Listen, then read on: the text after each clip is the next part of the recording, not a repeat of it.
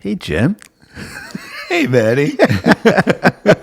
No song because you sang. I've sang. We Yep. both have sang a song. So no song this week, but we just figure it's going to be me and you just talking about construction. That's awesome. Let's just do a little mixed bag of construction. I know that you sent me a text about, let's talk about business. Let's talk about managing. Let's talk about expectations. Let's talk about budgets. Let's talk about emotions. Yeah. Oh, yeah. Let's talk about time, and let's talk about what you actually called, and I thought it was really great, the Renovation Triangle. Oh, right. Where it's about time, price, quality. And You guess can what, o- folks? You could only have two. Pick two of those three. We know that whole story. So that's what we're going to talk about on today's show. I'm just chilling here. The booze is out. I've had the pleasure of having some interesting... what do you... It's just a liqueur? Yeah, it's outlaw tea liquor. Anyone want to try it? Just reach out to me and I'll tell you what it's all about, and it will coat your throat in a very interesting way. Well, let's get right at it. So everyone knows that now I'm doing shows with Jim, which I'm really enjoying. And Jim, I think you're having lots of fun sharing this stuff. This is good. So, you know, we're trying to do this once a week, and we've had some compliments from listeners saying we're liking the Jim shows, which is really good. And it's not that I'm ignoring Carlito. Carlito wants to do another show, and we're doing both shows. We're just trying to do more of it. But I keep forgetting to actually follow Jim on Instagram at Jim Carrick. And don't forget to follow his company, right? Which is at Carrick Hall Construction. And then also the company website is www.carrickhall.com. Yeah, beautiful. Jim, let's get right into this whole... All right. Let's get right into this whole renovation triangle. Oh, okay. It sounds like the Bermuda Triangle. Is that what it is? Kinda. But you made it out. Right, I did. I've been stuck in there for a while. A long, long time, right? Where do we want to start? So it's always the price. Well, it always is price. I mean, how many times have you sat across from a potential client and you put your budget or put your quote in front of them? They go right to the back page. Yeah, they First do. thing. Like it's a race.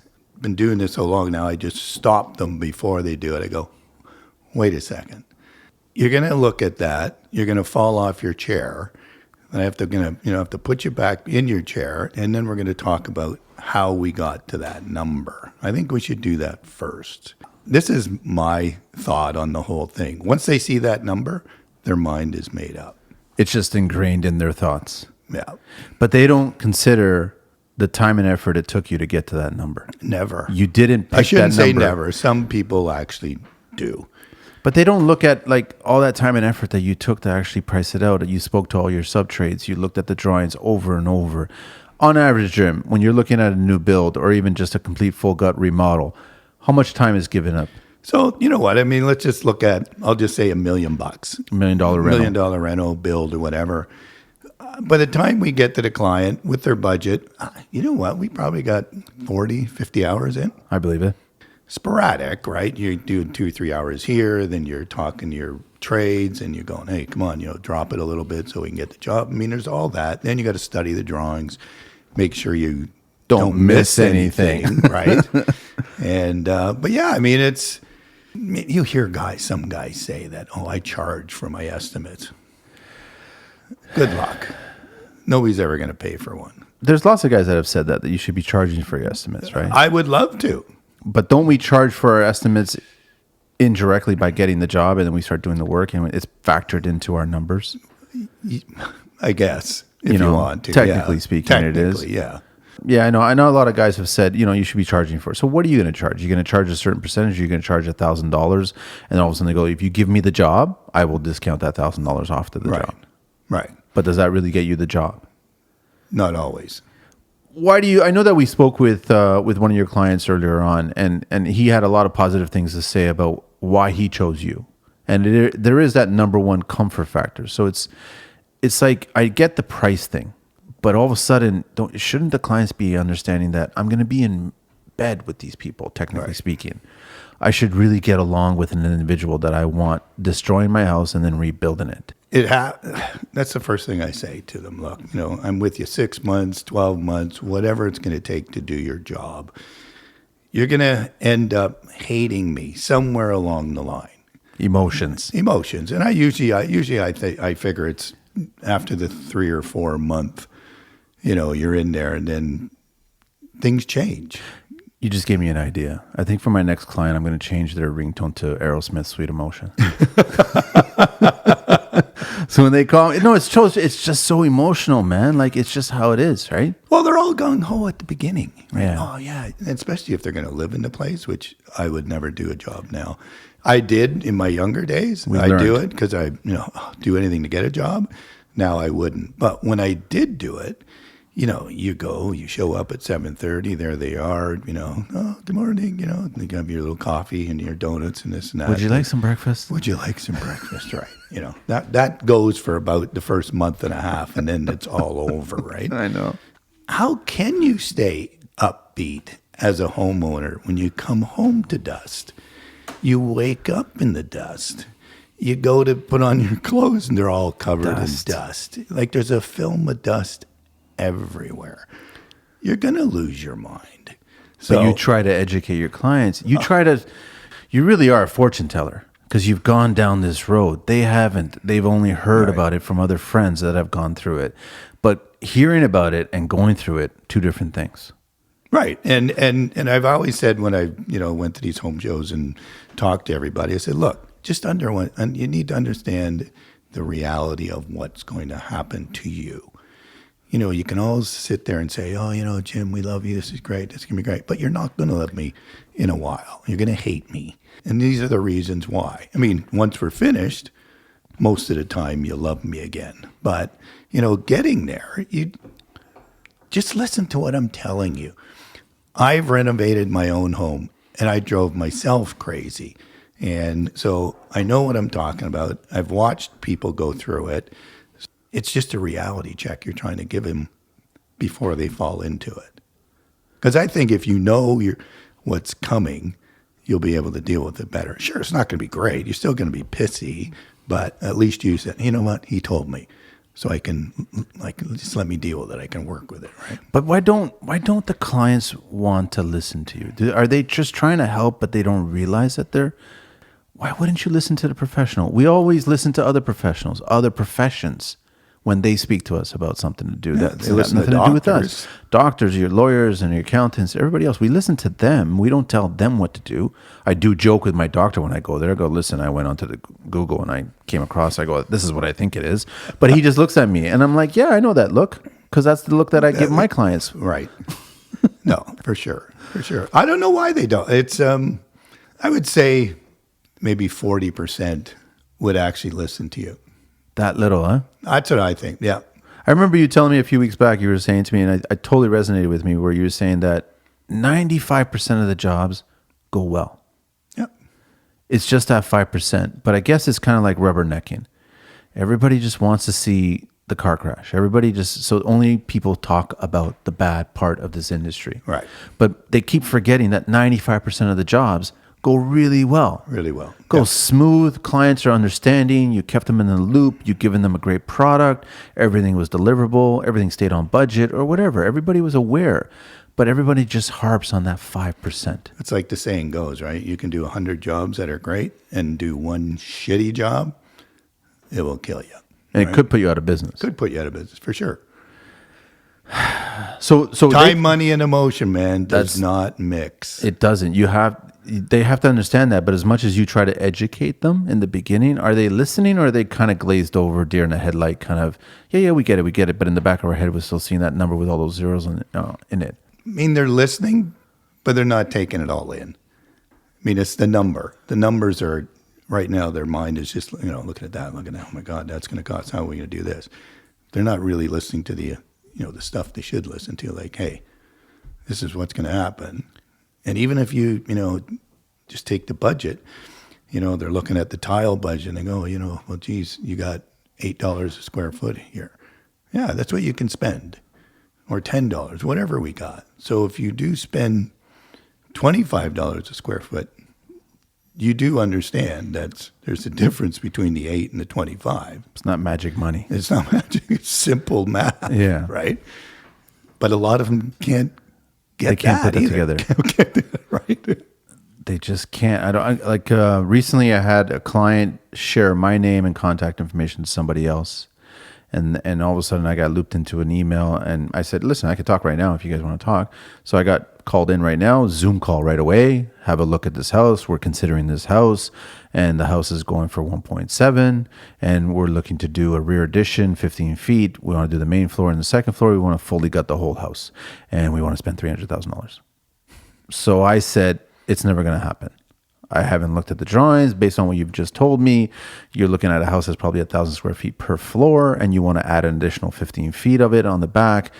I just said, gutting the house, you might be able to get away with 300,000, maybe, right? Or you do the addition, and that might cost you $300,000, because now I said to him, new roof line, new foundation, all this other stuff. So now you got to deal with the whole building envelope, all this other. I go, these are a lot of numbers, but they just looked at it like, well, here's our price. This is what we want to spend, and we're thinking we spend 300,000. In the back of my head, whenever the clients are flipping through the pages and they're looking for that number, in the back of my head, I'm thinking, where did you get your $300,000 construction budget? Because Jim, you and every other contractor out there, we talk to the trades. Yeah. We talk to the suppliers. We know what things cost. We know what our overhead is. We know what things cost. So when we tally things up, it's not like we're playing ping pong and all of a sudden we just taking a ball out and go, here, pick a number. This is going to be a $300,000 winner. Winner, chicken dinner. It's not.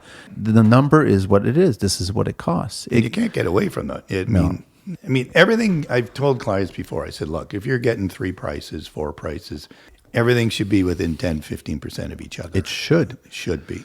Some guys will charge 20, some guys will do 10, some guys will do 15. Some guys will come in really low and then hit you on the extras. There's different way of skinning a cat. Now, I had a client a long time ago, and they were actually on the show and I can't believe they went on the show and actually very truthful about everything.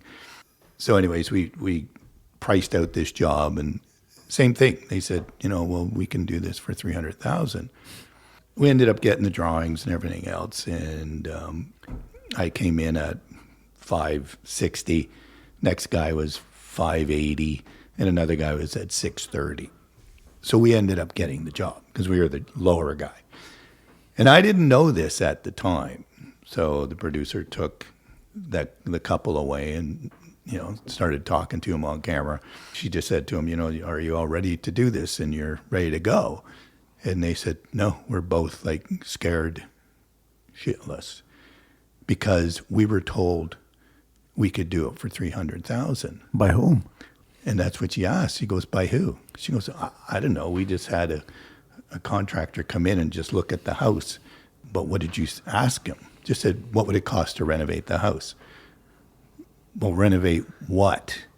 The whole house? Part of the house? Add on? This, that? Now they said, oh, we don't even know how we're going to pay Jim. But we're going to go through with it. So that's I did not know this. Because I did. You're just doing your job, and Right. you got cameras rolling.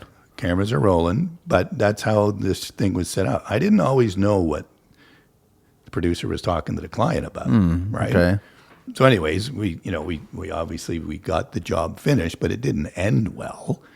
And there was at the end, they owed $70,000 and actually owed us $75,000. He just said, "Well, I'm not." She said, I'm not paying you. I said, all right. And she goes, and I don't want the cameras in. You can't come in and you can't do any final shots.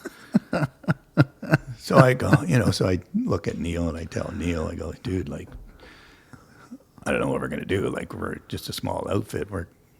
This is probably going to. That's your profit, if not more. This is probably going to end us. Like, Yeah. We're going to go bankrupt.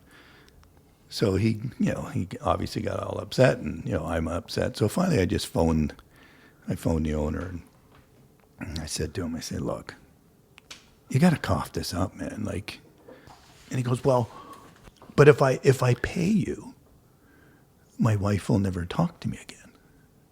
I'm good with that.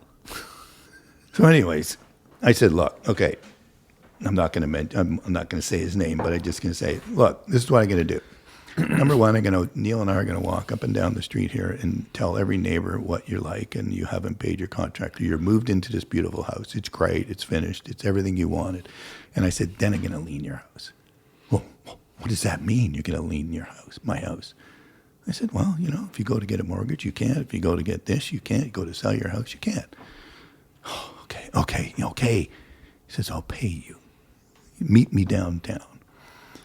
The house was downtown, but he worked for the city, right? Okay. So he says, meet me behind City Hall. So there I am. I go down there. I'm sitting in a pickup truck, look like I'm some friggin' drug dealer waiting to do a drop off. And he comes at City Hall. Yeah, that's at behind City Hall. Well, you know what it's like back there, right? Yeah. It's pretty shady. And so he jumps in the car and jumps in the truck, and I'm looking at him, and he's all red and he's shaking, and I can see the check in his hand, and I'm watching it shake all over the place. And it was for 70 grand, not 75, but I didn't care as long as I got something right.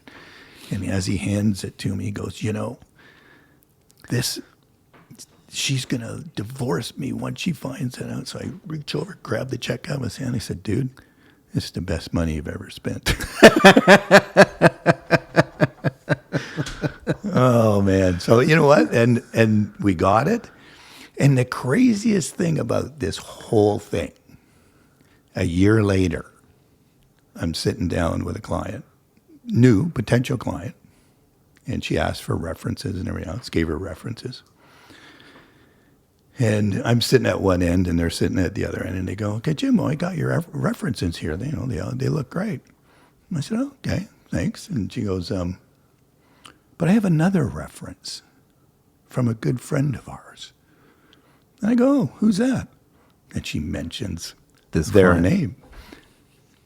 I didn't know what to say. I was completely just nothing to say. I folded up my day timer, got up, and I said, well, it was very nice meeting you. I know I'm not going to get the job after what they've said. And I go, no, sit down. So I sit down. I go, look, I know that job did not go well. And they go, look, we know them. We know what they're like. And at the end of the day, you know what they did say? They said, despite the difference between whatever, our personalities and whatever it was, they said, Carrick did a fantastic job. Like, we can't say anything more, that it was a great job. So it kind of... You guys delivered. We delivered, right? And that was the whole thing, that you brought your part of the deal, and so you just wanted them to hold up to their part of the right. deal. I didn't get paid everything. I was out maybe $5,000, but in the long run, I made it back. Probably in an indirect way, they got me the job with these people. I was telling my guy that works with me, Julio, there, that someone's always watching. Someone's always paying attention. So just be careful what you're doing or how you're doing it or how you're representing yourself. Yeah.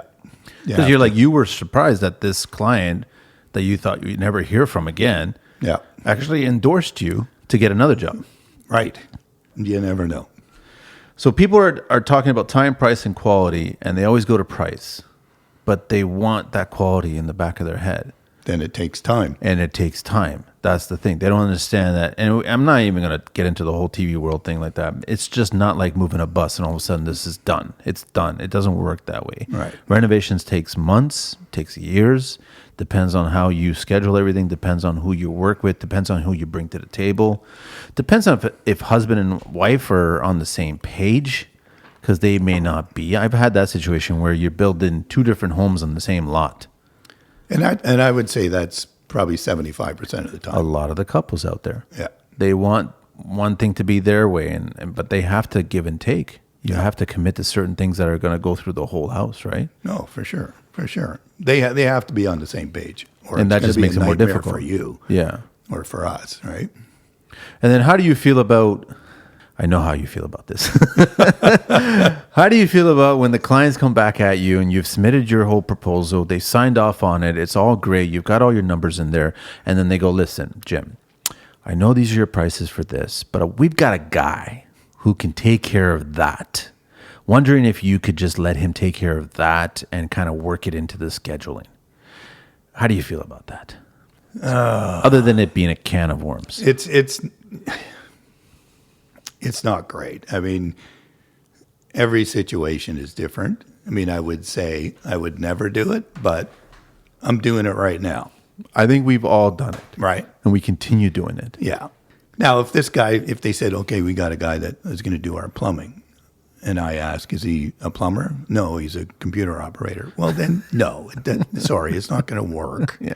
Number one, he's going to be there only on Saturdays. It's going to take him 4 Saturdays to do it. It's going to hold me up. You're still going to hold me to the schedule. And then if everything messes up on his end, it's my fault, my warranty. So, no. But if you have somebody that's an actual trade and he's your buddy, then you know what? I'll entertain it. Yeah. I'll meet him. I'll talk to him. I'll watch him and let him do his work. Yeah. I mean, you have to nowadays because everybody knows everybody, right? It's a small community. It is. It is. That's what a lot of people don't understand, that it is a really small community, right? Yeah. And you know, in some cases, when I have, let that go and let them bring on their buddy, it ends up they're not a bad trade. And so you've just added another one to your list of good trades, right? But that's part of the 5%, I guess, eh? Yeah. There's a lot of percentages going on here. Percentage of couples that get along, percentages of that, that care about price, percentage about your scheduling. Are any clients that ever wanted all three make you magically figure out a way to make all three work? They definitely demand the quality. They always want the quality. And I guess the more educated a client is, the more they'll understand about. I did. I had really? One. I had one. Yeah. I did. Yeah. Right at the beginning of our show, actually. He was one of our first clients. Great guy. Did three places for him after that. If anybody can even remember. This is the fish tank guy. It's not him. Oh, it's not him? It's not him, but he's pretty much like that. Oh, okay. Yeah. This was another guy where we were doing the third story in Rosedale and big rainstorm came. Yeah, I remember that one. Wiped out his kitchen and everything else. And he would not go on camera. And nor would he let his wife go on camera.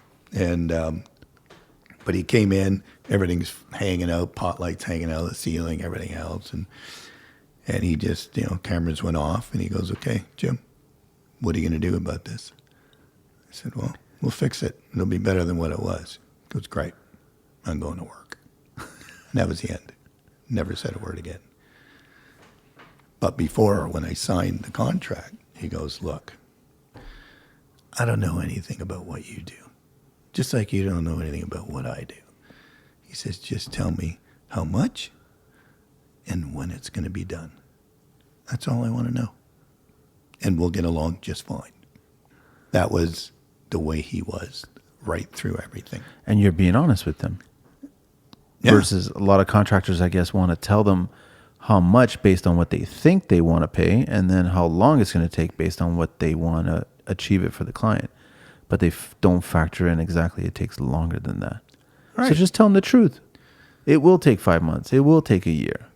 Let them already absorb that in there. Yeah, I mean, I've gone up against people, and the client will go, well, look, this guy said he can do it in 4 months. Well, okay. Then I'm not your guy. Yeah. As much as I want your job, it's going to take 6. And when I drive by here in 5.5 months, and the hoarding's still up, then hey, it's an education, man. I mean, I've been saying this for a long time. They have to be educated, and I'm still saying it. Yeah, it's an education, and a lot of clients actually are still paying tuition. Right. That's the latest one that I've heard, where they're always saying that is they're still paying tuition, yeah. right? But we're still paying tuition. You're still learning every time that you're dealing with clients, every right? day, for sure. You're always meeting new clients, and you're like going, "That's a new one. I've never experienced that one, but here you go. Let's go." Yeah, you can manage them most of the time, but it's a learning curve. Where do they get their expectations from? Oh, come on. You know where they get it from. Well, I'm asking you, where do they get their expectations from? Like, where do they think that this is what it's you know supposed what? Before all this show stuff started way back when, and I can't really say much because we were at the beginning, but they didn't have anything other than, oh, my friend did this. my friend's house took this long. But now that it's on TV, and again, we both know that, they shoot 22 minutes and, that's a whole year's worth of work in 22 minutes. And then your client actually thinks it takes 22 minutes, right? People, it does not take 22 minutes. No, but I think now with the internet and everything else and shows, it's gotten worse. It's gotten completely worse. Yeah, it's. I would just say it's almost out of control. It's funny that when you were on TV, it really was a new microscope on your business, and you really didn't get it. I know that you kind of just fell into it, and then all of a sudden the cameras were rolling, but you were still doing what you're doing day to day, and then they just happened to be capturing it day to day, right? Yeah. And then this entity just became something else, right? And now it's become this authoritative figure for clients, for other tradespeople that pay attention to and going, so-and-so said this is how it's supposed to be done, so this is how it should be done. Right. But so-and-so is not in the actual construction life industry, so they're not experiencing what we experience. They're not going through all this kind of stuff.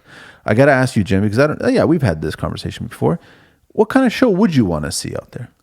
A real show, and not one where the client and the contractor are bashing each other back and forth. I mean, that's because that doesn't happen all the time. Yeah, and I've said that years and years ago when we were even shooting, and the networks would ask, come on, you got to make some drama. I said, Christ's sake, man, I'm in construction. There's drama every 5 minutes. Follow me to the potty, right? You want some drama, and but I said, why do you always have to focus on the negative? Yeah.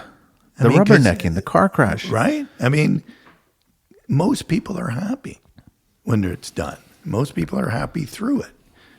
There's an odd little misunderstanding here and there, but why do we have to do it that way? But that's when everything got out of control, when the network stepped in and said, okay, we have to follow this, what do you call it? Story arc. The story arc, and we need drama here. So there's a point at this time. There's a point at this time. Jim needs to have an argument with somebody. Who can Jim have an argument with? Right. He has to have it at 13 mark, 43 mark. Jim does. I've never seen you argue with anybody, right? So it's just like, I've never seen you raise your voice to anybody, right? So I was like, how can you ask somebody to do that? That's not their nature, right? I've had my moments.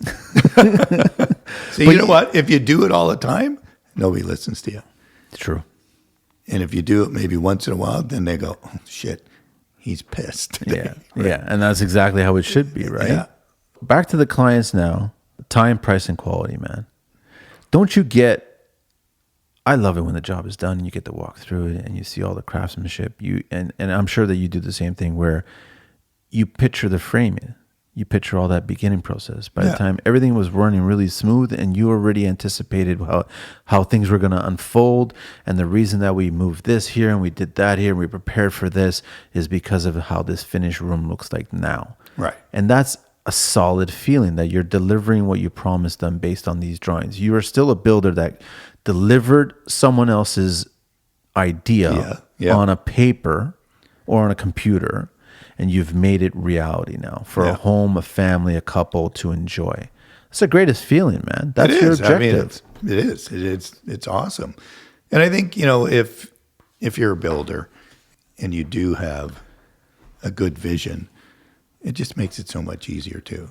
And it puts your clients can pick up on that you can really visualize it because they're feeding off of you, right? I mean, I've had a few clients say that to me. They go, Jim, what do you think would you do here? I'm going, maybe I'll do this. And they go, oh, yeah, I like that. I don't think we need a designer. No. I'm not the designer.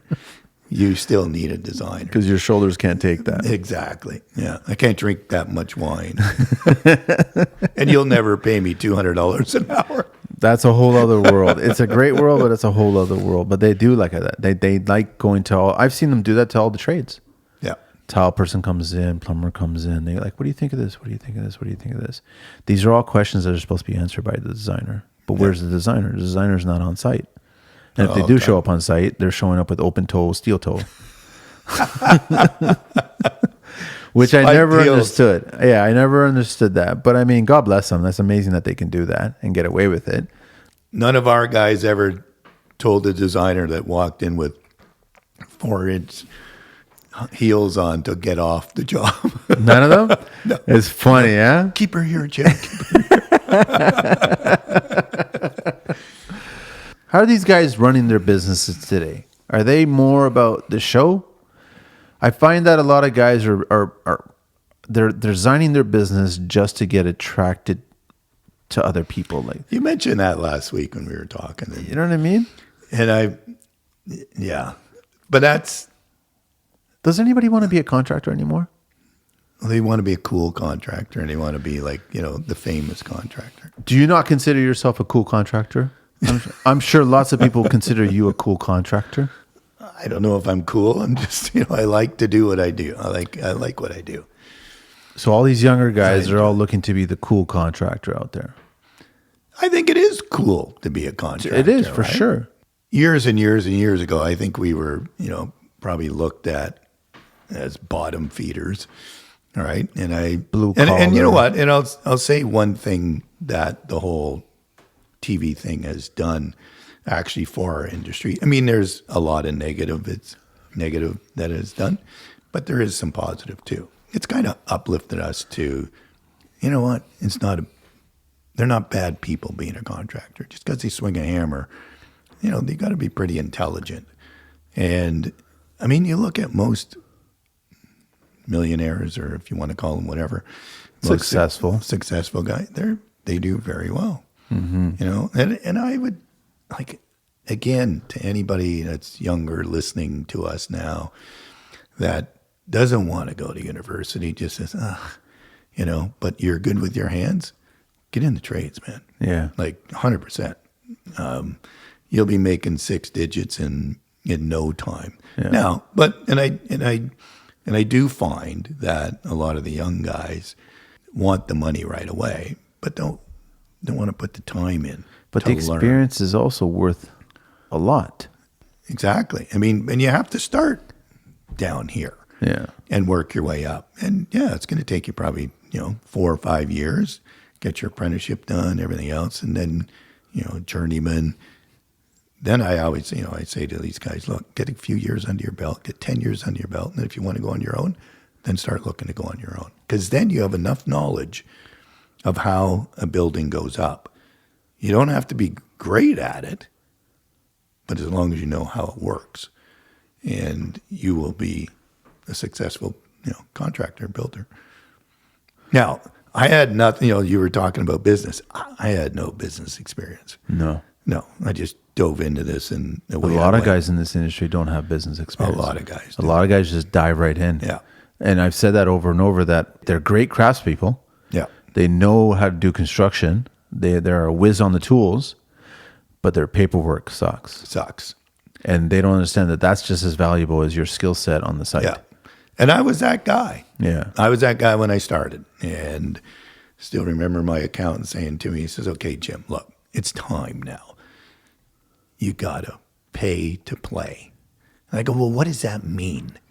He goes, well, you're just going to have to, you can't show that you make $15,000 a year anymore and stuff like that. If he used to say, you have to be an outstanding citizen. So I said, yeah, okay. So then, we got into it. Now, going back, I wasn't making that much money either, right?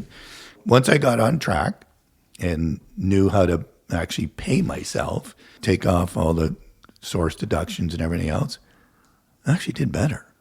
Once you get into that whole swing of things of doing, it the right way, you've got a T4, you've got where you can, hey, look, I make this much, now I can get a mortgage. If you show up to the bank with a shoebox full of things and say, here, They will not. They won't, right? No. So this isn't Tony Montana showing up at the bank with the lion or the tiger, right? So, I mean, I think if anybody getting into it now, starting off, Start planning for that. Start planning for that. Or get yourself a really good accountant and have somebody set you up as a small business. You have to start factoring all that stuff in. Yeah. You start make yourself more and more legit. Like have the proper certifications, be totally legal, to be totally transparent. That's what you have to do. You have to. Yeah. And, That to me makes you a cool contractor. right. right? Yeah. Other than just being a showboater and trying to get whatever, the flashy images or whatever out there, or trying to be at the cool places.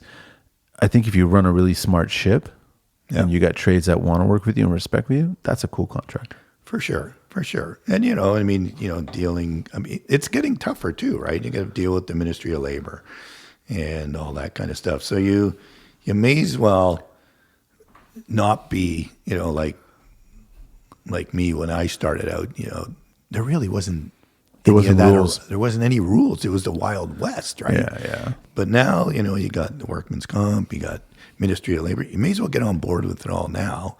And once you set yourself up and you're just, just becomes second nature, then you should be fine, right? Yeah. If Ministry of Labor shows up in your site, you're prepared for you're it. prepared for it. They're always going to find something, but usually you can talk your way out of it. And usually most of them are pretty good guys. That, they know you're just trying to make a living, right? But I think, for anybody listening out there that's going to do that, set that up. Well, have all these goals, right? So I've told guys before, you're in your early 20s, mid 20s, late 20s, whatever. But where do you want to go? Where do you want to take your business? Right. If you want to stay in construction and this is just not a stepping stone, which I don't think it is. A lot of guys are in this business because they want to build something. Right. They want to build a brand. They want to grow, probably have a team, maybe even have a franchise, keep on growing it from there. Yeah. If you want to go down that path, start preparing yourself legally for that path. So you can get to a point where, one day I will hand this off to somebody else. Right. Or sell it. Or sell it to somebody else. But somebody's not going to buy anything unless it's completely legit and transparent. It has to be. Yeah. The books have to be flawless if you want to turn around and, sell it at one time, right? Or have even somebody buy in. Yes. Which, maybe when you get older, you may want to just kind of slow it down and you sell half your shares to somebody and let them buy in, right? Where do clients fall off the budget rails? Usually when it comes to the finishing stuff and their choices. It's their choices, usually, probably most of the time. It's nice that they're always choosing Wolf, Sub-Zero. See, that's the part I don't get involved in. Everything here is to build your house. Whatever appliances, that's over and above. I'll tell you who I know so you can go get a deal, hopefully. That's as far as I go with it. Yeah. From there, it's your responsibility. But then just realize that you're spending the same amount that you would purchasing a vehicle. Yep. On these appliances. Maybe more. Maybe even more. But then also they come back at you, Jim, and they come back at me. Is there any way you can reduce the price on this? Or reduce the price? I really want that. I really want that. I know. And how do you handle it? So clients always fall off the budget rails, eh? Yeah. They're just inevitable. Well, the big thing, the big ones are plumbing fixtures, tiles, the countertops. Yeah, that's where hardwood flooring. All the big ticket finishing items. And then now even in the exterior, the last few jobs we've looked at, and we've had $450,000, $500,000 just on limestone. On an exterior cladding. On exterior. So I would, so I go and, then you give them the $3 million budget for their house and they hit the roof. And I said, okay, we're just starting here. Clearly you don't need limestone on all four walls. No. Who's going to see the two side walls that you can barely walk down the side of your house because you're that close to the neighbor? So let's save $150,000 there. And then the other side, let's save another, $85,000 there. And the back. Do you really want to do the back? We can do this and maybe this and still make the back, look really good. Now we're down to $180,000 and the front of your house still looks awesome. But then now you got to landscape it. But now you got to landscape and hardscape it. Right. Now you bring the budget. Right. That's where landscapers are always pissed off because they go, we hate being the last guy in because there's no money. There's no money whatsoever. And they want certain stone, certain treatments, irrigation, lighting, pool, pergolas, woodwork, all kinds of stuff. Outside kitchen. Oh, yeah. That they'll never use because they don't even use the one inside. Because those. And they put one in the basement too. What's been your best way to handle clients? Like, how do you nurture the client down this whole path, man. It's a year process, if not longer, from prep. Oh, if not longer. Yeah. If possible, I think the client should, once they get their preliminary drawings, I think they should start looking for a builder, contractor. And they should look for more than one. They should look for three. Look for three. Respectfully look for three. Right. Do not compare apples and mangoes. No. You know? No. Get all kinds of apples and just get the three in there, and then you'll get a fair assessment between the three. And I think, you sit them down. I don't think it can be done in one meeting. No. Like if you're spending a whack of dough, I think I would if I'm going to hire a guy who's going to look after my, best interests, I want to really get to know him and I always tell my clients, I say, look, we'll take you and show you some of our finished work if our old client will let you in, but come and see the work we're doing now. Come talk to the client while this is going on, and ask them how their journey's been, right? So that's what I like. If you're getting into a big one, I think this is what you should do. But again, a lot of people just don't have the time or don't want to make the time. So, and I think you lose out on that. That's true. But again, going back to your question, I think you have to be fully transparent of everything. And we are. We said, there's our fee. There's what everything costs. This is what our fee's based on. What we usually do is, here's our fee. We expect to take 12 months to build this place. If it goes 13 months, even 14 months, there's nothing on. We don't charge anymore. So we kind of give them, a little bit of the warm and fuzzies that way. Say, look, if you delay the job or the job's delayed by 2 months, don't worry, we're not coming back after you. But if you start adding and adding and adding and adding, that's a different story. Then we're going to have to sit down and have a little powwow, right? I know these days, it's pretty typical to do $1 million reno. But in your earlier days, and I remember that feeling too, getting that first $1 million project. It's $1 million, man. It's crazy. That's insane. It's $1 million is going to be spent or filtered through you to get all this work done. And actually, to build your team and put food on the table for your guys and keep that machine rolling and then build your brand and build a bigger business so you can attract other clients. How was that feeling getting that first $1 million job? Because nowadays you're just doing $1 million jobs now. Right. You're probably thinking I'm going to say, wow, it was like a crate, but it wasn't.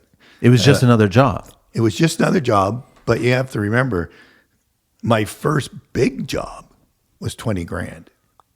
And and I shit my pants. I go, oh my God, 20 grand. How am I going to do this? I don't even know how I'm going to be able to do this. It's a lot of money. As you grow your business, the 20 grand turns into 50, the 50 again turns to 100 now. So before you even get to that $1 million job, you're already at $500,000, $750,000. So you're kind of, okay, I'm good. It's just more of. It's more drywall. It's more lumber. It's more tile. It's all it is. You set yourself up in your head that it's just more material. So, of course, it's going to be a little more money. That's how how you took it. That's how I took it, right? And, yeah. Now, we're doing a couple jobs that are going to be, 3-4 million. So it's 4 times that now. But again, this is an 8,000-9,000 square foot house with shitload of limestone, with this, and this. By the time you get to that, and what I mean by that, by the time you put in your 15, 20 years and you get to that $4 million job, sure, you know what? It may come in the first 5 or 10. You have to be ready mentally to take that on. And I think there's there's probably a few guys that are cocky enough, been in the business 2 or 3 years and they go jump on, oh yeah, look at it. And somehow they got the job. It ruins them. It pretty much buries them. Yeah. It's a big number. It's a big responsibility. But you got to have a pretty amazing team behind you to do that. And you're bankrolling some of this. Yeah. You got to be ready for that. Are the clients different? If you're dealing with a client that wants to do a $100,000 rental and you're dealing with a client who wants to do a $3 million rental, are they the same? People are just people, no? No, They're not. They're not the same. They're in a whole other world, right? So I find most of the time when we're up in the big numbers, the 2 to 3 to 4 million, they're going to squeeze you. Really? Yeah, and squeeze you hard. Even harder than... I always find the guy, like, what do I say, blue collar worker, like us, just a regular, Respects what you do. respects what you do. The check is always in your hand before you even ask for it. That's always a nice feeling. It's a great feeling because you just said it. They respect what you do. They respect what you're doing for them, and they see the work you're putting into it. You got to remember now. Not everybody's like that, but when you get up to the big numbers, they didn't get their money by throwing it away. Right? Exactly, right? So they want to be a certain way with you. Right. Even though you've negotiated, everything's all good and all dandy, I think I'll squeeze you a little bit more on this. Yeah. And that's why I found that if you do a management fee, you're pretty much guaranteed to get your fee. Right? Yes, you'll always get it. You always get As the it. job keeps on going, Right. you're getting it. And if you don't want to bank roll the job, then you have the clients pay the trades. Which you shouldn't. We learned Right. is the best way to continue flourishing. Yeah. That's basically what it is. Yeah. I know that before we started recording tonight, we were talking briefly about how envious we sometimes get with other trades, how they come in, they do their job, and they leave. And then we're the GCs, and we're there at the beginning, we're there at the end. We're in the ups and downs of the emotional roller coaster. And the trades come in, they do their job, and they leave. And how envious we are of them. And there's nothing wrong with that. No, which is great. And I'll say it again that sure you can, after you get your trade, you get your ticket and all that, and then you want to go and be a contractor and build and take on the whole thing. Maybe there's nothing wrong with what you're doing. You're making good money. Yeah. You're in and out. Like the plumbing business, right? Guy comes in, roughs it in. We don't see him until finish. Done. Like you said, we're there for the whole 12 months. There's nothing wrong with that. No. And I'll even take it another step further. There's nothing wrong with being a tradesman and working for somebody else either. Yeah. Like if that's your thing and you don't want the responsibility, you get in at 7:30, go home at 4, make good dough, hang out with your family, do what you want on the weekends, take your regular holidays, no stress. There's nothing wrong with that. It's envious. Right. It's very, very envious. I just couldn't do that. I just needed to do more. More. And even now, even at this age, I'm always thinking, what can I do next? What can I do next before I croak? But it's true, yeah. So, but I mean, I'm sure that you've also heard of guys that have gotten out of the business. Yeah. And they've gotten out of it because I've met a few guys myself that actually have become sales reps to certain suppliers in the industry. And they've come up to me and I've spoken to them and they said, listen, I used to be a GC. I just couldn't take it anymore. Yeah. I just couldn't We hear take that it. so often. The uncertainty, just that whole final payment or just the roller coaster. And I had to get out. I had to get out. And I'm always curious because I want to speak to people that are in the industry, but I also want to speak to people on why they left the industry. Yeah, I have a buddy that, just retired and he, he's come on a few jobs with me, and he just says, he goes, oh man, he goes, I envy you how you can still do this. And he goes, you're just calm, you take it all and then you just move on. He goes, I couldn't do it. He says, I did exactly what you did before, started a renovation company, then started building this, building that. He says, I could not take the stress of chasing money, chasing trades, getting calls at midnight. This doesn't work, this. So then he just went and he decided he was going to be start a plumbing company, but that only fixes drains. That's it. Just niche. That's it. It's just a small niche. He says, I go in, They hand me their credit card. They love me because I unplugged their toilet for them. I'm God. They give me my $250 and away I go. And I move on to the next one. Move on to the next one. He goes, it's the best thing he's ever done. Now he's retired. He sold the business and he's having a great time. Done well for himself. It's done well. Yeah. He'll still come out with me once in a while if I say, come on, going down the site, come see what Because we're he doing. misses it. He does miss it. Yeah. But he says, I just can't deal with it. Like The stress. listening to you, about, this guy didn't show up or, these guys owe us $100,000 or this. And he goes, he says, I just can't take it. Like even hearing me say that. On another hand, he goes, it doesn't even budge you. You just shrug it off like it's part of the day. Well, what are you going to do, Jim? It is part of the day. Yeah, exactly. What, are you going to be volatile up and down? You can't. You will croak at that point. Yeah. If you were to let that Yeah. all absorb into you, man. Exactly. You just freak out. Where's Yeah. Jim? Oh, he's 6 feet under right now. This is Couldn't insane. take it anymore. Yeah, it's done. You can't do it that way. You have to keep a level head. No, for sure. You can't lose your mind. Nobody's dying. We're just building. That's all we're doing. Like, okay, you don't like the grout color. Then we'll fix it. You don't have to change it. lose your shit over it. No. What about the trades that don't get along? What if those trades that are not part of your team and then they're asked to come onto the job site because client requests it or something like that, but they just don't get along? They're not people. No, You know what they're I mean? not. No. How do you deal with those? Like I call it babysitting. Well, it's definitely babysitting, trade sitting. trade sitting. Trade sitting. Just never use them again. That's all it Let is. him But finish you it, got to that's deal it. with him on that current job site.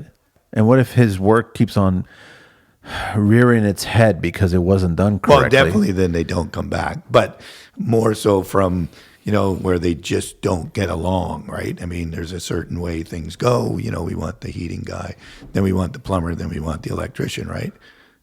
We have such a great team that they all know each other now. Yeah. Everybody has each other's phone numbers so they can call, and there's the odd time they'll scream at each other, but they all know each other. It's done playfully. It's done very playfully. What yes. I do like about a good trade, I can respect the trade, or I haven't even met this trade, or I understand this trade, and they're new to the team or whatever. What I do like is that if they say good morning to you, Always. as simple as that is, everybody arrives on site, Yeah. and it just takes no effort to say good morning. Yeah. Why not just say good morning? It starts the whole day. It starts the whole day, but then everybody gets along. Good morning. Good morning. Yeah. Okay, let's start discussing this issue. Let's figure it out. Yeah. But if they actually make an effort, they're walking in, good morning. It says so much about that individual. Totally. So my business partner, he mentions that all the time. He says good morning every time he walks on the site, even if he's pissed. He always says good morning. Is it an angry good morning? But he said, and he said to me, and he was telling the other, all the guys, he goes, look, I'm trained to say good morning. He says, when I was on the commercial, doing commercial business, he goes, if you did not say good morning when you walked on the site, he says, and one time I did not say good morning. And he says, I got a hard hat right in the back of the head. And my boss said, you come on this site, you say good morning. Yeah. Because it sets the tone. It does for the day. Right? For the week even, if it's Right. Monday. Yeah. It does. I think maybe we start doing like football and start pulling out yellow cards and red cards. If somebody comes on the site and they don't say good morning, they get a yellow card and that's it. Go backtrack your Yeah, steps. 15 come yards. Back, exactly. Come back here and say good morning now. It does. It says a lot. And I appreciate and I respect clients that say good morning. They spend the effort to actually say good morning to everybody. You know what I mean? Because they don't know everybody. There's lots of laborers, a lot of guys that are part of certain crews that they don't know. They haven't met them yet. No. They could be new guys that have come in just for the day, but they still make an effort to say good morning. Yeah. And This one job we're doing right now, and you've been there. Yeah. And you've heard me whine a bit about it. And but the client, even though he's not there, he'll find out how many people are there. Yeah. And lunchtime, minimum 9 pizzas will show up Wow. all the time. Really? Yeah. That's a nice And I had to client. tell, and I said, like, you got to stop doing this because Yeah. You're sometimes there's spoiling. only 6 guys here and there's 9 pizzas.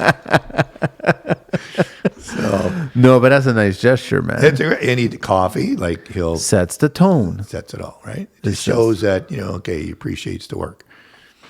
It needs to be done. It's the law of attraction, man. Because it gives you a good feeling, a good warm, fuzzy feeling. So why can't everybody get along? That's just how it is. I've had my share of guys who just don't want to be hanging out with other people. Yeah. And they're just angry at life for whatever reason. I get it, dude. I don't want to come into your life, but if there's something that made you angry at it, doesn't mean that you have to get that onto my life. Don't bring it here. I'm not angry, and there's no reason that I should take it. I mean, there's rules. We're not allowed to, like, you don't be abusive. Right. You can't be abusive, right? No, you can have a disagreement. Of course. We all do. But communicate. Just get it across, right? That's all it is. Yeah. And then get on to the next. Stamp your foot 3 times and then we'll know what you're talking about. You know what? Let's talk about women in construction, man. All right. How do we get more women in construction? I don't know. We should. It's Definitely. a challenge, man. I Yeah. know that I'd love to hire a woman in construction one day and just get her on the crew and just get her working. And I don't know what trade should be. I know that there's some great carpenters. There's some great tile setters. Yep. So, I mean, but what else can we do? I know that there isn't much being done. On one of our sites, I walked in and there was a welder going and that mask was down, lifted up, and there There's she a woman. was. Yeah. And I said, well, good for you. That's great. Yeah. She got her ticket and everything. Yeah. I don't know how we get more in. How do we get more men and women? How Well, do we we get need to these? get everybody. Yeah, exactly. You That's need how it more is, men right? and women. That's how long has that conversation been going on since you've been in the construction industry, where we need to get more trades? No. It wasn't always like that in the 70s and 80s, right? No, I think no. Like, when did it start? Probably in 2000 it started. You know, it's funny Maybe late 90s. because late that actually 90s. connects with the tech. Yes. It connects to the whole tech bubble, IT. Remember, so I finished in the 70s, and so 70s, 80s was my time, right? I finished, And that was mostly blue collar. was totally right. So Yeah. that's where we were kind of led, like get a trade, get a trade, get a trade. So soon grade 12 was finished, boom, I was in the trade. I was a journeyman in 1978, and went on in 81. There was a little recession. Then, end of the 80s, there was another recession, but there was a lot of tradesmen. Then 90s came. Well, then the tech come, mid 80s, Yeah. To the end of 80s, early 90s. early 90s, and Exploded everybody by the wanted to late be 90s. Yeah. Next app, that's when Yeah. Facebook started showing up, all that stuff. Yeah, And they all want to get into that train. yeah. But not like anything, not everybody's going to be a Facebook. Not idea is going to be Instagram. There's lots of ideas that you can read about that. I actually I read recently where I'm reading a marketing book that was written in 2000 that talks about Amazon. Really? How Amazon is doing things really well and they can see them growing from there.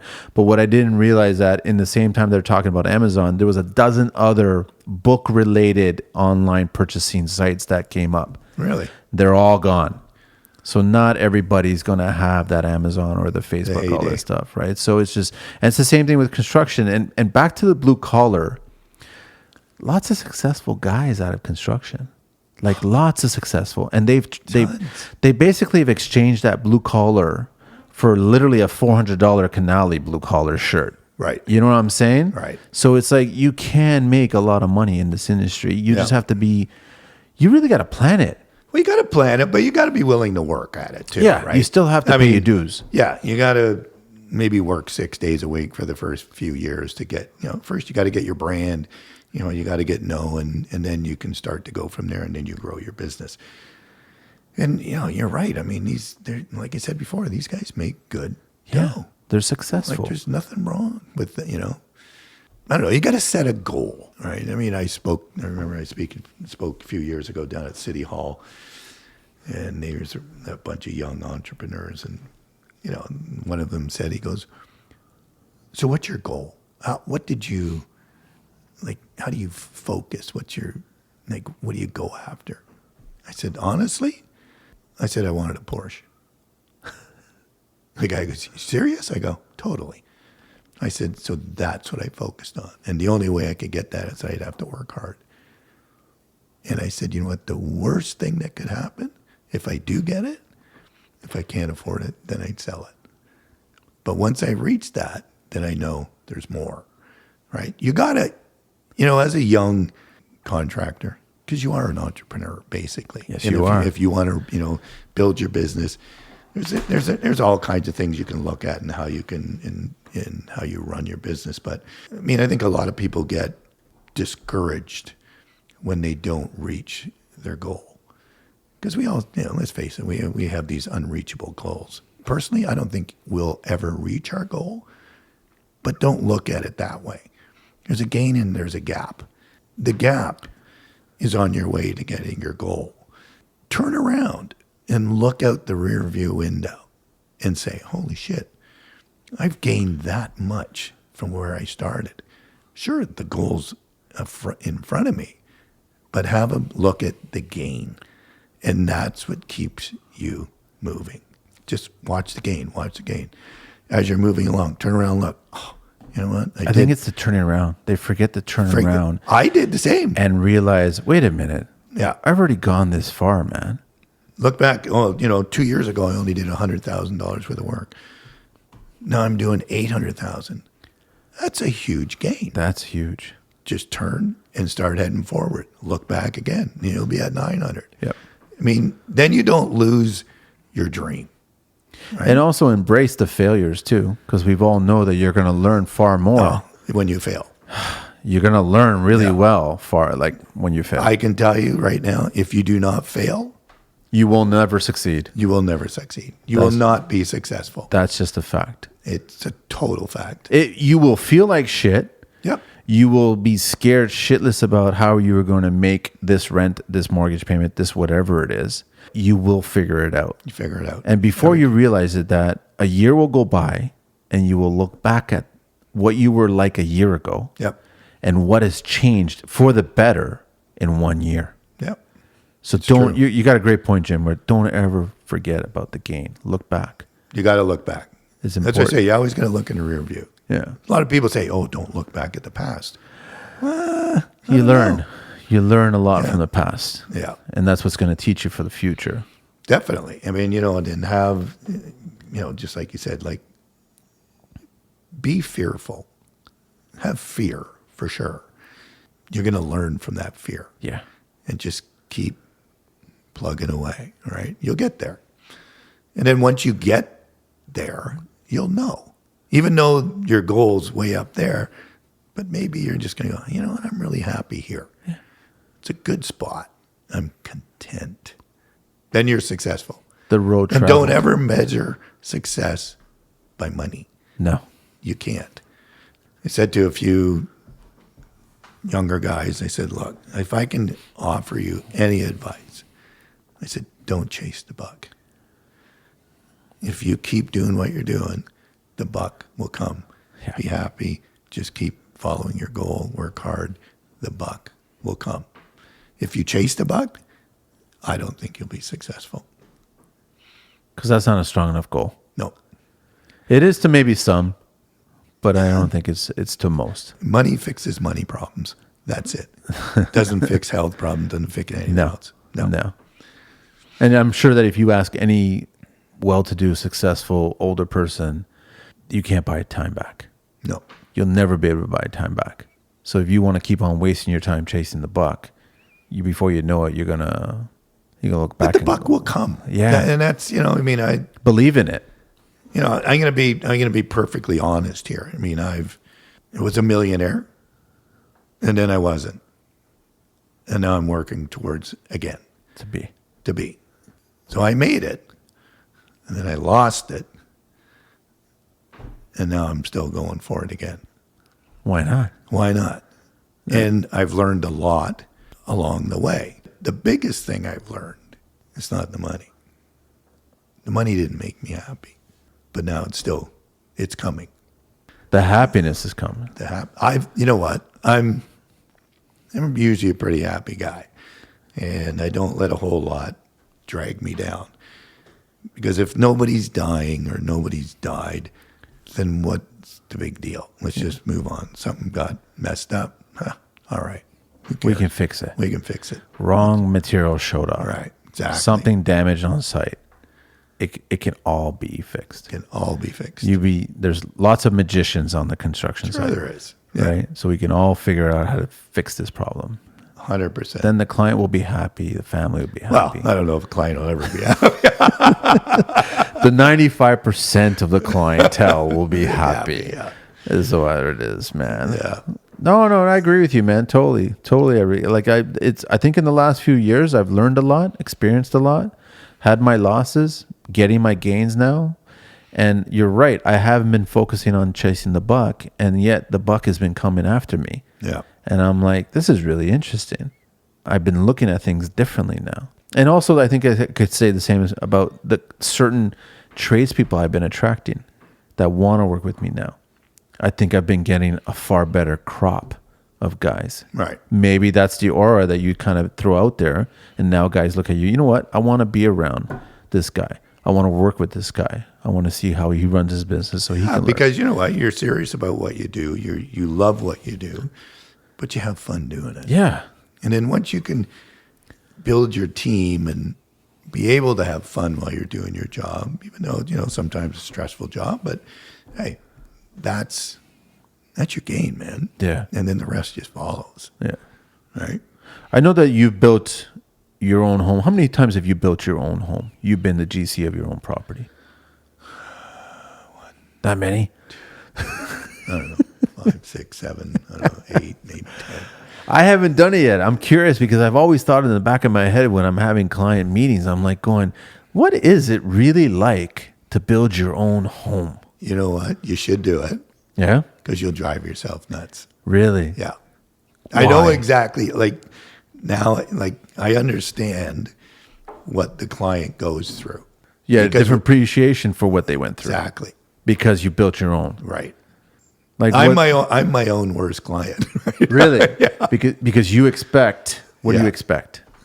I expect everything that your client expects, Got it. And more probably. and probably more because it's your house, right? And you're bringing your trades guys in. Are they looking at it differently now that you're the client? No, I don't think they did. They still do the work the exact same? Still do it the same, yeah. Yeah. I just want it cheaper. Jim's going to ask for a discount. Actually, you know what? That's a good point. I would be asking for a discount too. Yeah, It's only fair. it's only fair. I gave you lots of work for a few years. Exactly. All right? Give me a discount. Yeah. Cut this off or something like that. Yeah, but you should, Every contractor should actually, because that's a shoemaker thing. or a major renovation. A major renovation in a house. Not a kitchen and a bathroom. No. do The a whole major- house. Do the whole thing. Get the whole dust going. Yeah.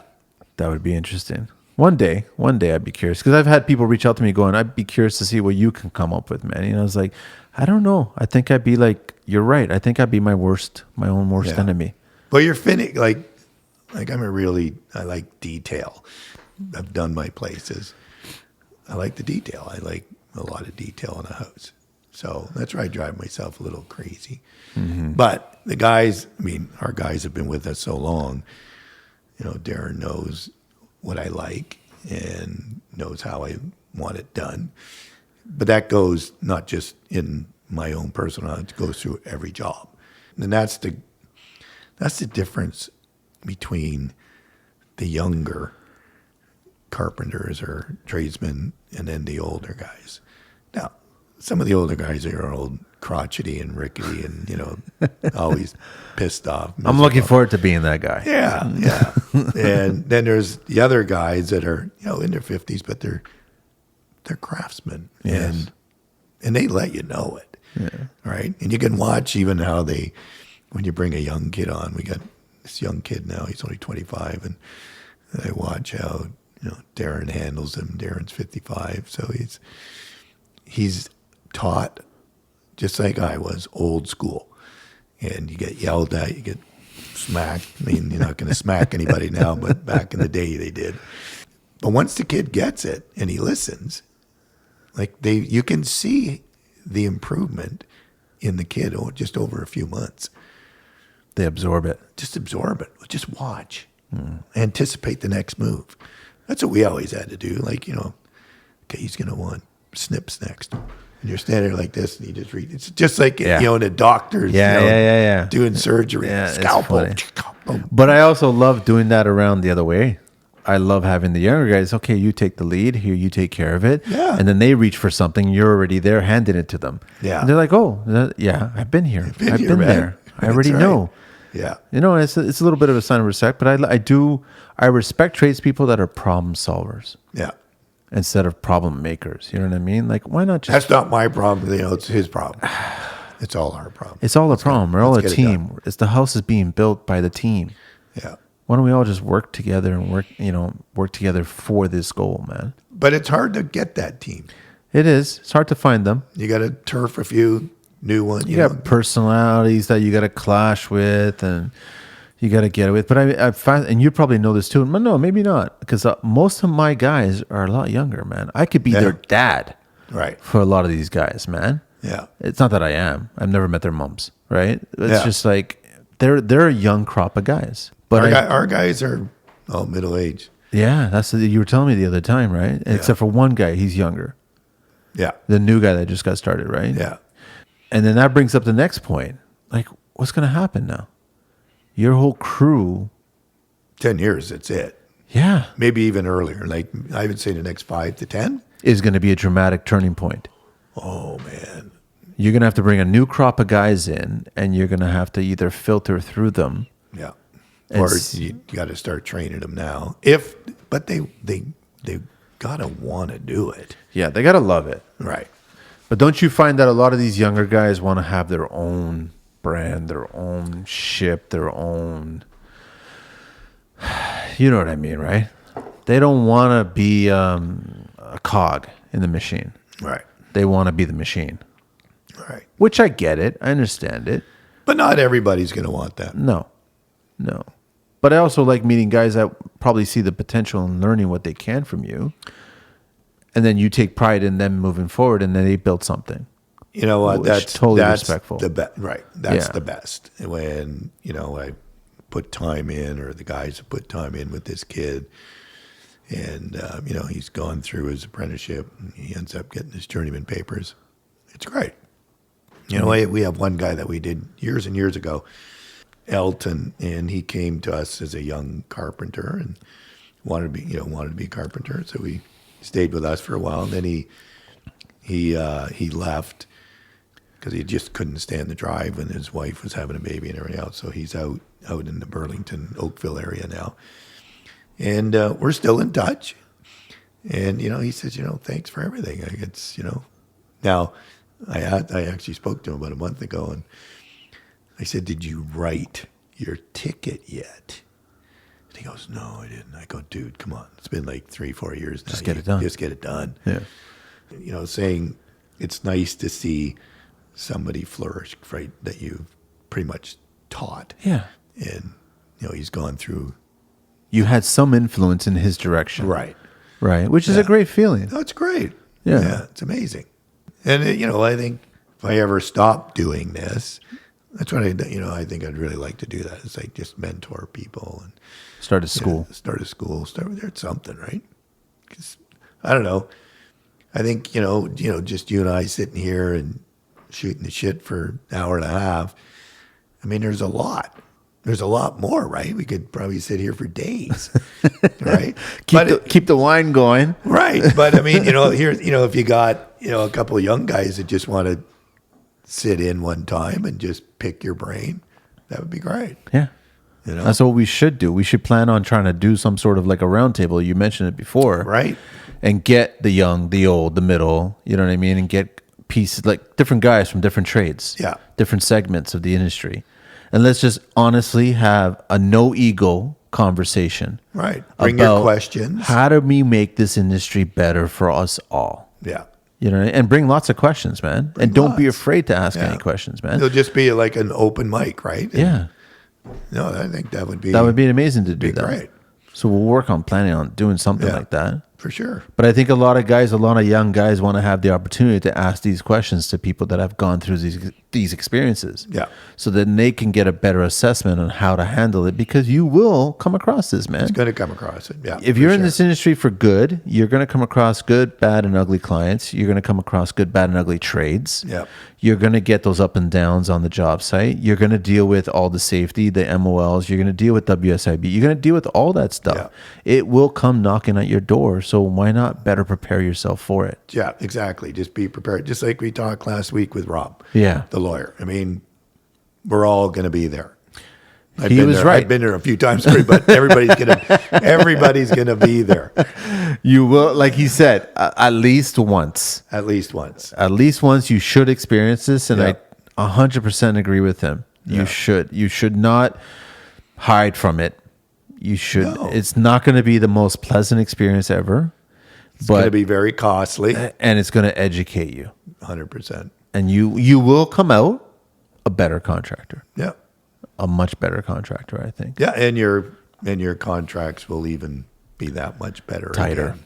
Yeah. And then hopefully you don't make the same mistakes. But you know what? My thing is that you can sign a 50-page contract all day long, and if they don't want to pay you, they don't want to pay you. Period. It's just human nature. People are people, and I've always said this, that I sometimes rather deal with animals sometimes because they're more reasonable. You know what I mean? I just like, human beings are an interesting species on this planet. But yeah, if someone's mindset is in the way that I don't want to pay you at the end, it's just, that's their mindset. That's just their their mindset. character. That's Yeah. the kind of person they are. Yeah. And maybe you didn't see it in the beginning process where you were interviewing them, because I've told people over and over, as much as they're interviewing you, you should be interviewing them. Exactly. If you missed it because maybe you were hungry and all of a sudden it became your first $1 million job, and you're Yeah. like, oh, I'm going to take a huge opportunity here. It's going to be great. But like Rob said, which was a great show, rather work for 4 days and get paid for, instead of work for 5 and only get paid for 4. Exactly. Well, that's what I mean. Mine's a little different. I'd rather not work for 5 days. I'd rather stay home and right? Because that could happen too. Right. You could have not taken that job and you would have been in a much better situation. Yeah. I wouldn't have made any money, but I wouldn't have lost any either. Yeah, it's the loss, right? Yeah. I got to ask you, Jim, time, price, or quality? Which two are you choosing? That's difficult to choose, huh? It is. Yeah. Yeah. Well, I mean, definitely Quality. quality's going to be there for sure. For but sure. The only way I can get that is Price. price. Which means it's going to take time. Exactly. And that's only fair because you and I and any other reasonable contractor out there, construction takes time. Yep. Good construction takes time. So if it takes time, then you just got to accept that. What's the other one? Time and Price and quality. so you want time and price. You got to give up on the quality. I can't do that because it would drive me crazy. It's finished, fine. It's finished on time, fine. But all of a sudden, I'm going to be like, why is this falling apart? Why is this nicked here? Why is this? I can see when the sun comes in the afternoon, I can see all the bead joints. I can see Right. this. It would drive me crazy. All right. And I've walked through some of those homes, and I'm like, I can't believe that this home cost this much. Yeah, you got to do that stage 5 on them, especially where there's natural light. I think I asked you this last time where I was like, has there been something you haven't built yet? What haven't I built? I mean, I'm just getting started, right? So I just like, I would love to tackle a fully contemporary home. I'd love to tackle a fully Victorian home. I'd love to tackle all kinds of different kinds of homes, right? Net zero.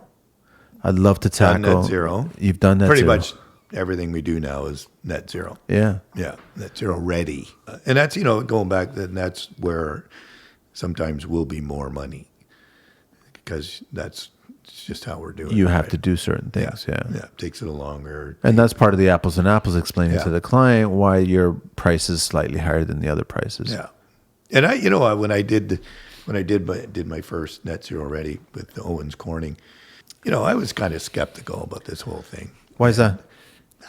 Green this, green that, it all costs so much money and everything else. But I said, okay, well, this kind of makes sense. Let's do it. So we did it.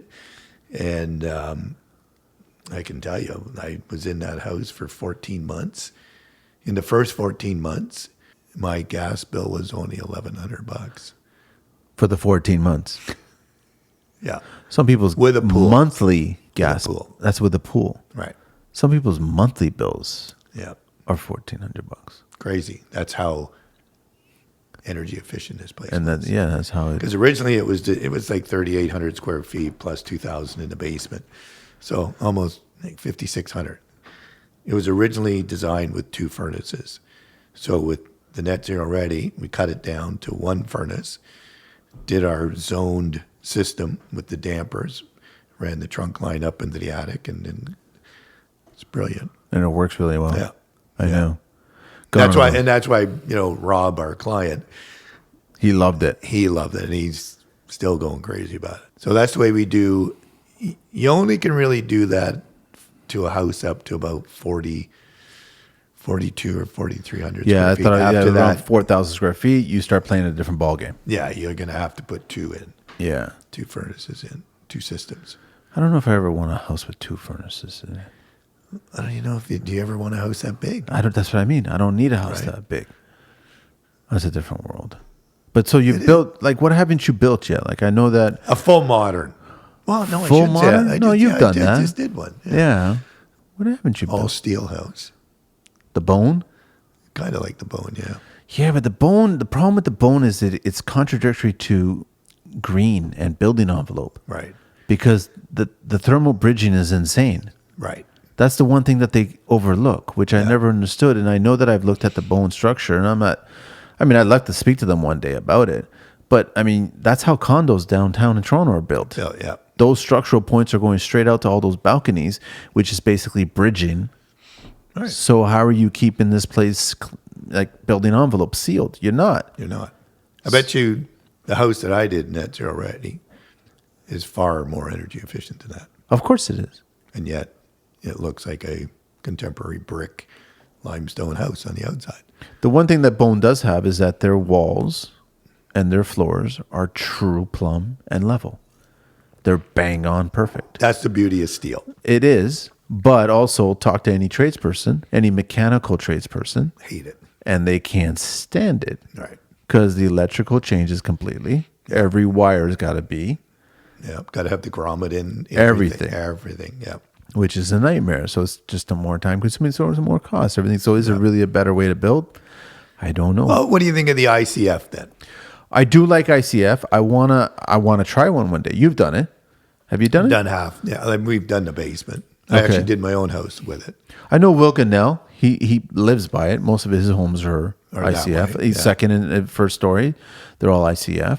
I would like to try it one day. So here's my problem with it. They say you don't, you can screw the drywall to it. Yeah, they have the strap in or the ribbon that you It's got the rib in it already. But when you go to do the electrical, you have to carve it all out, You're going European style. which you get down to the concrete. Yes. Then you just defeat the purpose. You're breaking the one side, but you're not breaking the other side. What's the R value there? That's a concrete question. I don't know. So it's 2 inches on each side. So Yeah. it should be R10 on each side. So Yes. 20. Yes. So what I did when I did my place with that, I didn't compromise it at all. You built another wall? I built an 1.5 wall. That's exactly what I've been told to do. Yeah. So So you- you don't touch it. Now you still got to go through the problems of putting the grommets and everything in the steel studs for But the you're wire. you're not thermal bridging, you're not breaking the building You're not, envelope. no. And that's how I've been taught by certain building envelope specialists. When you build a wall, you build 3 walls. You build your exterior cladding, you build your structural insulation, and then you build your mechanical wall. Right. So your mechanical doesn't break your building envelope seal of the insulation, and then your cladding doesn't do the same on the exterior. So now, but most clients don't want to deal with a 14-inch, 16-inch, whatever thickness inch wall. Right. Some like those deep cavity windows. I actually like them too, but most don't like it. But you can do that with your standard concrete foundation. And now, as we're doing the continuous insulation on the inside, you put it on the basement floor, 2 inches of rigid, then you run it up the wall, Yeah. and then you seal it all. There's your R10, and then you put your 2x4 wall in front of that. You're actually at R24 almost. It's funny. You probably grew up in this the same way I grew up in this in the basements, where My dad was a bricklayer, so that automatically meant that there was a fireplace in the basement out of brick, and it was all tiled right on top of the concrete. So come winter, that basement was freezing cold. But now I look back on it, and you're like, you're basically just bridging that tile right to the concrete, right to Mother Earth. There was nothing. And then in the wintertime, you're freezing your ass off just by sitting in the basement, because that's where the rec room was with all the kids. And then we were all going down there. It was freezing, man. I remember doing our rec room in our basement, and I was a kid, and put up that shitty paneling. Oh, I know. And it was a block foundation. And you did it, what, strapping right to Just it? nailed the strapping to it. I think we had some kind of almost like a foil that we put on it. And Thinking that would save you. Thinking that was going to be, to really keep us really warm. Man. And nowadays we're talking about, no, we got to put foam underneath the slab, and we got to have a continuous, it's got to tie into the wall. But you know what though? It actually does work, man. The basement becomes very warm. Yeah. And then it goes up the rest of the house. Totally works. Yeah. There's lots of things that we'll do more of these, Jim. Or just me and you just talking, rambling on as we have in the few weeks, like the past few weeks we've been doing that. Because there's lots more questions to talk about, like radon. Yeah. That's a whole other issue. Yeah. There's lots of stuff that we could talk. I know that some contractors have reached out to me. They want to get radon certified. And yeah, they do. They see value in it. And I was like, you know what? I want to talk to more of you guys when you guys are doing the certification. And I never had a client ever mention it. Ever bring it up. I mean, radon is in concrete. Radon is in granite. It's everywhere. But what I've been told is that it's micro. It's like, it's so small. There's other things in your home that are far more dangerous. Right. Like the furnishings that you bought. Right. And all the VOCs coming off of those things. Yeah. Right. So there's all kinds of stuff like that. But I know that you never got a chance to our new format, answer the 12 questions of construction. Oh. No, I don't think you ever answered them. So I'm going to ask you them, Jim. All right. You ready for these? Sure. You answered one, I think, at Rob's, or was it Rob Lawyer or Rob Client? I think know. you wanted to answer. I think it was Rob Lawyer there. Okay, so what is your favorite construction word? Finished. It's a good word. What is your least favorite construction word? Back order. Yeah. Yeah. What turns you on in construction? Sound of hammers and saws. Just work. Just work. Work. What turns you off in construction? Silence. Yes. What's your favorite curse word? Probably everybody's the same. The go-to. Yeah, the go-to. I got it. What's your favorite vehicle? That's an interesting question. Yeah. Because you're a car guy. Car guy, bike guy. Yeah. Do bikes count? Of course. Any kind of vehicle. Then I have to go with the bike. Which one? Oh, jeez. What is the one that, like, trust me, man. Mine myself is Ducati 906 Peso. Right. That was the one that just hooked me, and I was like, going, that's insane. But what is yours? Yours has got to be a Harley. Well, it is Harley, yeah. So the old one that was on the show. Yeah. Oh, I remember that one. Yeah. Yeah. What is your least favorite vehicle? Bus. With the bike rack in the front? Yeah. What construction sound or noise do you love? Just the swing of an old hammer, like a old school hammer. Wood handle. Wood handle. What construction sound or noise do you hate? The sound of the router that the drywallers use when they when they hit the metal. Oh, yeah, I know. What profession other than your own would you like to attempt? Architect. Yeah? Yeah. I could see you being an architect. Yeah. What profession would you not like to do? Proctologist. But you're a GC, man. Yeah. If heaven exists, what would you like to hear God say when you arrive at the pearly gates? Welcome, JC. All right, Jim, man, this has been great. Thanks so much. And then don't forget, where are all the credentials there? Right there. Find Jim on Instagram at Jim Carrick. And then also find Carrick Hall on Instagram at Carrick Hall Construction.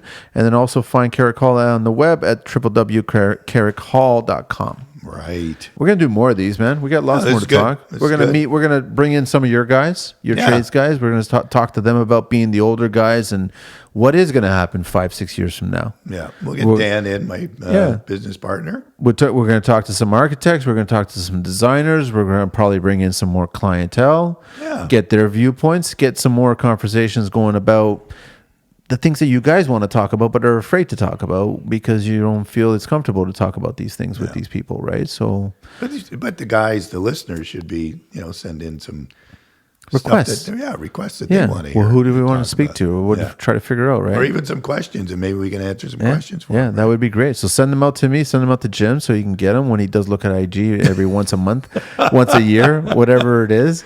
All right, Jim, thanks so much, man. I really appreciate it. And thank you so much for the wine. That's actually a very tasty. not bad, eh? That's actually really nice. The bottle's done, right? Almost. Oh, well, that's been mostly on your side. Don't give me some more of that, whatever that throat. Outlaw tea. I don't know what that was, man. Okay, I'm out of All here. right. Jim, thanks so much, man. Talk to you soon. See ya.